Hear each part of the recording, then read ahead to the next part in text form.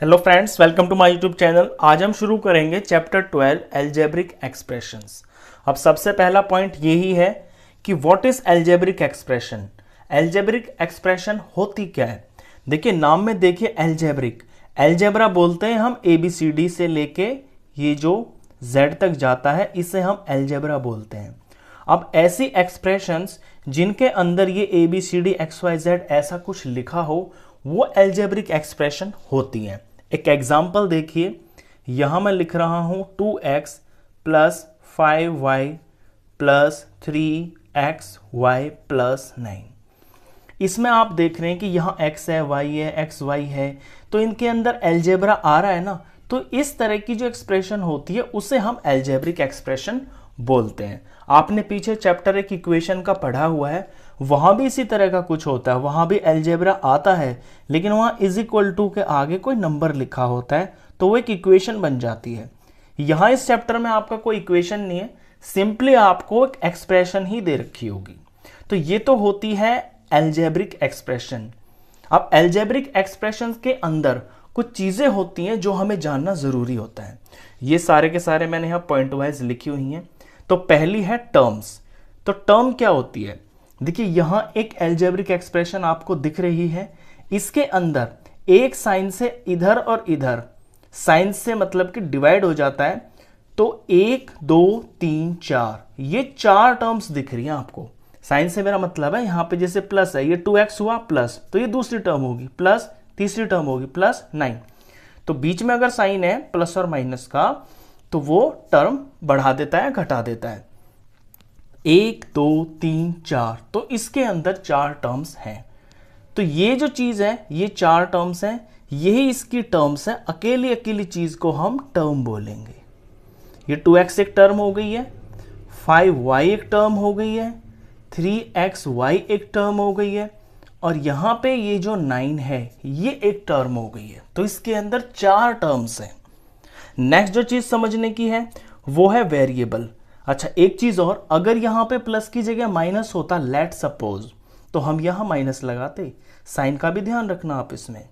अब आते हैं वेरिएबल पे। देखिए, वेरिएबल मैंने बता ही दिया आपको कि ये जो एल्जेब्रा होता है ना, एल्जेब्रे में ये ABCD XYZ होते हैं, इन्हें ही हम वेरिएबल बोलते हैं। तो इस एक्सप्रेशन के अंदर अगर हम वेरिएबल लिखें तो कौन कौन है? एक तो x है और एक y है, बस। इससे अलग कोई इसमें है ही नहीं। तो वेरिएबल होता है ये एल्जेब्रा, ABCDEFGH, कुछ भी XYZ तक जो भी ये एल्जेब्रा में लिखा होता है उसे हम वेरिएबल बोलते हैं। नेक्स्ट जो चीज है वो है कांस्टेंट। एल्जेब्रिक एक्सप्रेशन के अंदर वो नंबर जिसके अंदर कोई वेरिएबल नहीं लगा होता है उसे हम कांस्टेंट बोलते हैं।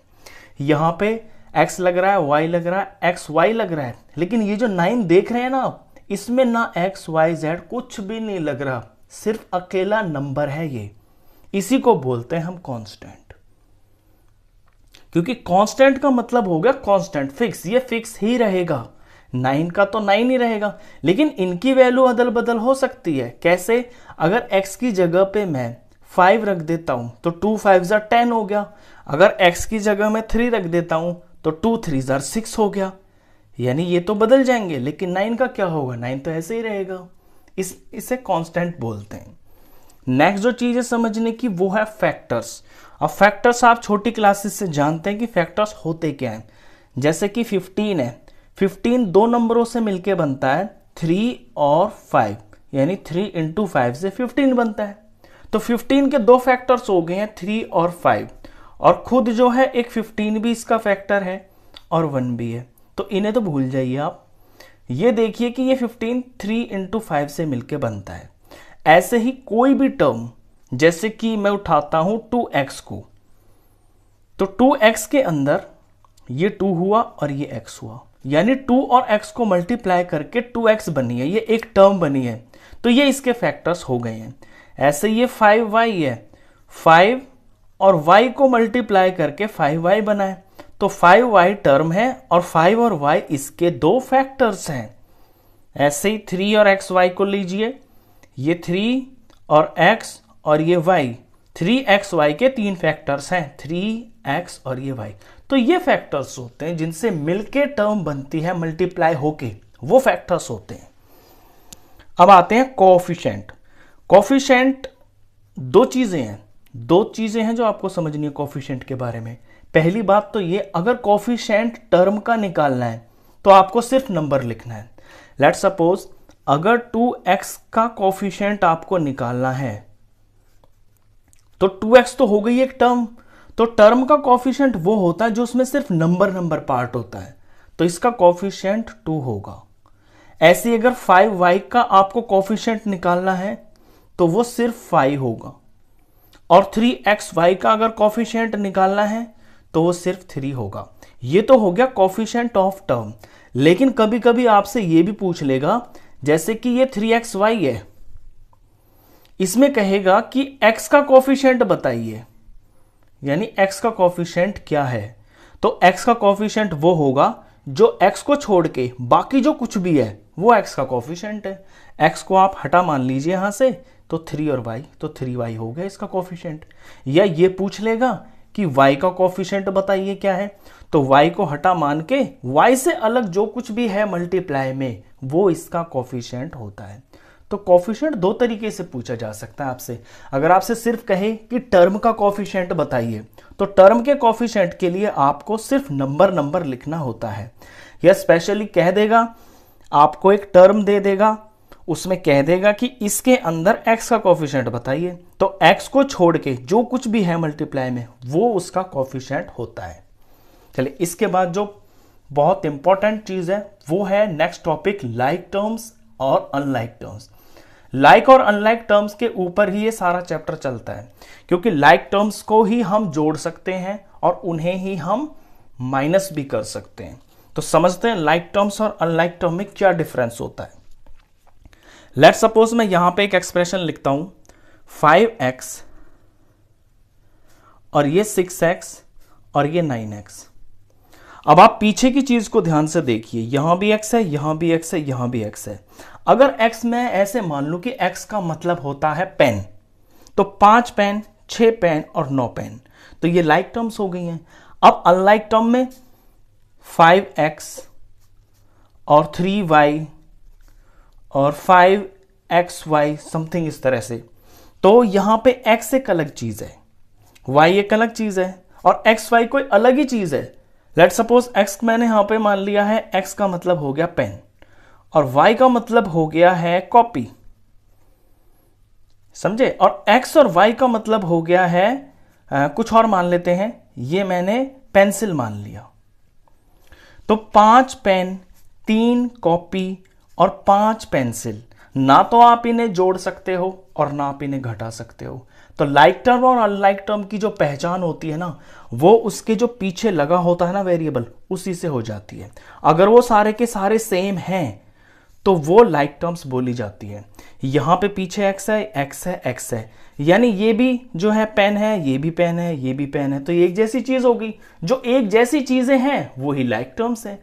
अब यहाँ पे 3 चीजें पड़ी हैं, ये पेन पड़ा हुआ है, ये कॉपी पड़ी हुई है, ये पेंसिल पड़ी हुई है, तो एक जैसी कैसे हुई है? ये अनलाइक होगी ना, अलग तरह की होगी। ये होता है लाइक टर्म और अनलाइक टर्म की पहचान करने का सिंपल सा तरीका। उसके पीछे पीछे जो वेरिएबल हैं, जो अलजेब्रिक लिखा हुआ है पीछे, वो सेम होना चाहिए। एक एग्जांपल और देखिए, ये 5xy है और ये -3xy है। अब यहां पीछे xy है, यहां भी xy है, तो ये दोनों की दोनों लाइक टर्म्स हो गई हैं। एक एग्जांपल और देखिए, 2yz और 3zy। अब यहां पे yz लिखा हुआ है और यहां zy लिखा हुआ है। आप सोच रहे होंगे कि एक जैसा नहीं है, गलत। ये भी लाइक टर्म्स ही हैं, क्योंकि आगे पीछे लिखने से क्या फर्क पड़ता है, ये तीनों है तो मल्टीप्लाई में ना। 2yz लिखें या 2zy लिखें, ये भी लाइक टर्म्स ही हैं। चलिए, इसके बाद चलते हैं अपने नेक्स्ट टॉपिक पे, जो मैंने अभी बताया आपको कि लाइक टर्म्स और अनलाइक टर्म्स से ही हम एडिशन और सब्ट्रैक्शन कर सकते हैं। अनलाइक टर्म्स का हम कुछ नहीं कर सकते। चलिए, वो अब एडिशन में सीखेंगे हम। तो एडिशन से पहले टॉपिक आता है आपका मोनोमियल, बाइनोमियल और ट्राइनोमियल और पॉलिनोमियल।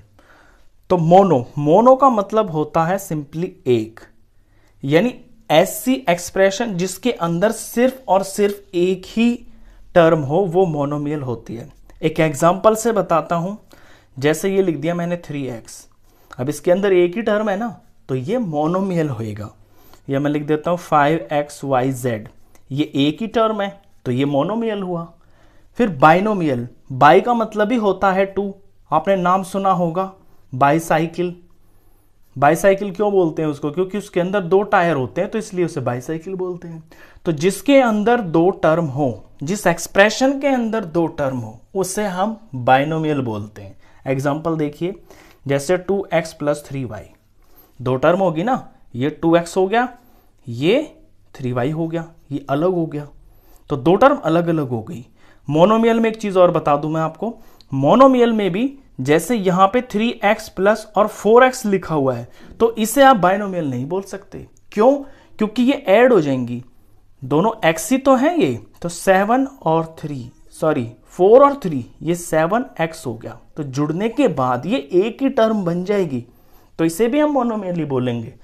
तो बाइनोमियल होने के लिए कंडीशन ये है कि उनकी जो वो अनलाइक टर्म होनी चाहिए, लाइक नहीं होनी चाहिए। अब ट्राई पे आ जाते हैं।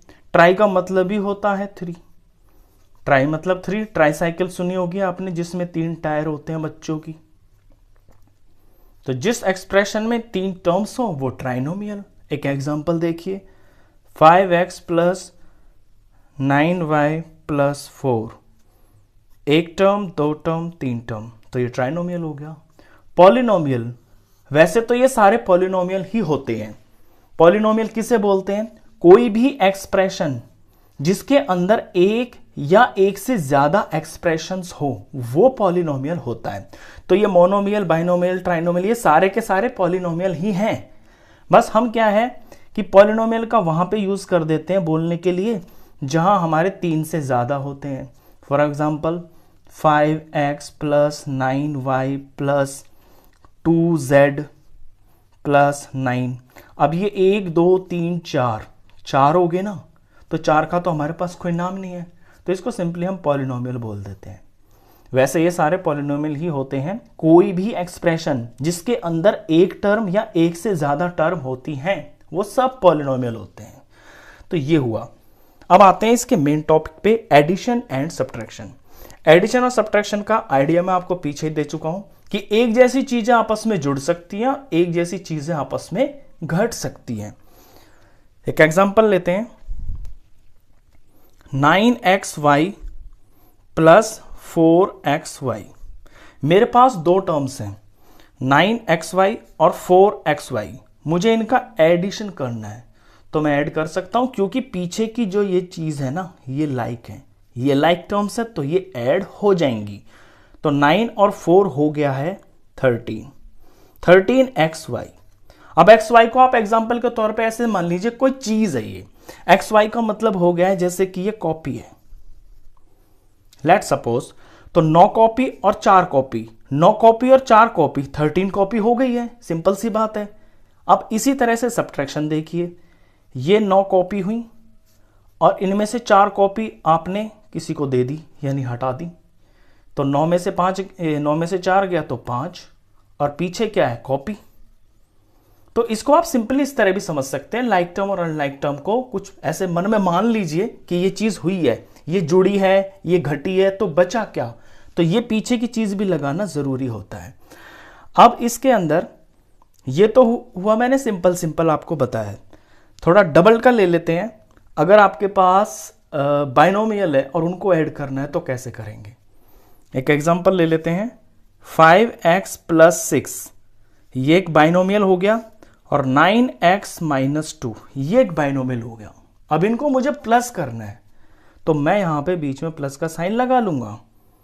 अब 5x और 9x, ये दोनों लाइक टर्म्स हैं, तो पहले लाइक टर्म्स को उठा के एक साथ लगा लूंगा,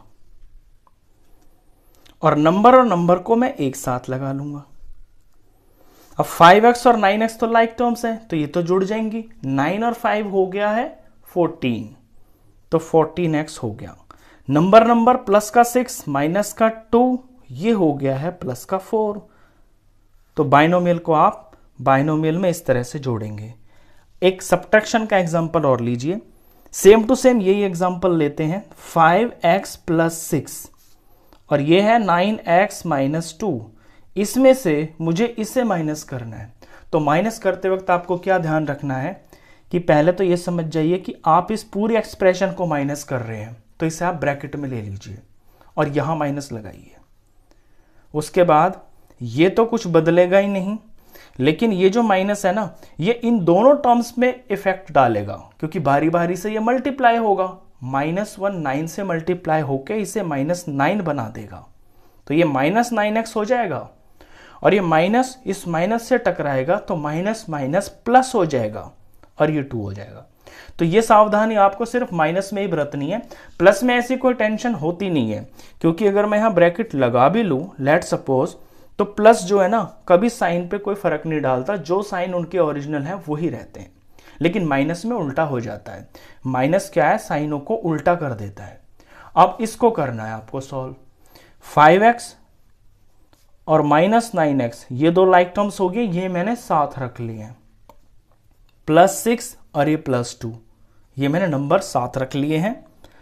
अब 5 और -9 इनको जब मैं सॉल्व करूंगा तो ये नेगेटिव है बड़ा वाला, छोटा पॉजिटिव है, तो 9 में से 5 गया तो 4 आएगा और माइनस का आएगा। और ये है क्या, ये x है, तो यहाँ x भी लिखना है।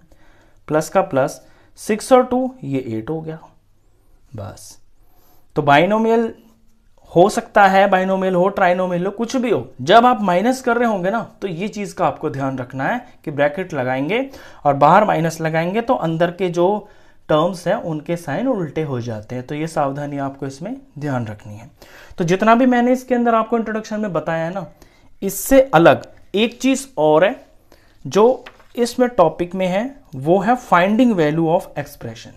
ये हमारा लास्ट टॉपिक है, यानी किसी भी एक्सप्रेशन की वैल्यू को कैसे फाइंड किया जाता है वो देखिए। लेट सपोज आपको कोई एग्जांपल दे देते हैं 5x। ये एक एक्सप्रेशन है सिंपल सी छोटी सी, इसमें x बता दिया आपको कि x की जगह पे 2 है, तो आप x की जगह पे 2 भर देंगे और 5 2 10 हो गया। तो इस एक्सप्रेशन की वैल्यू निकल गई है।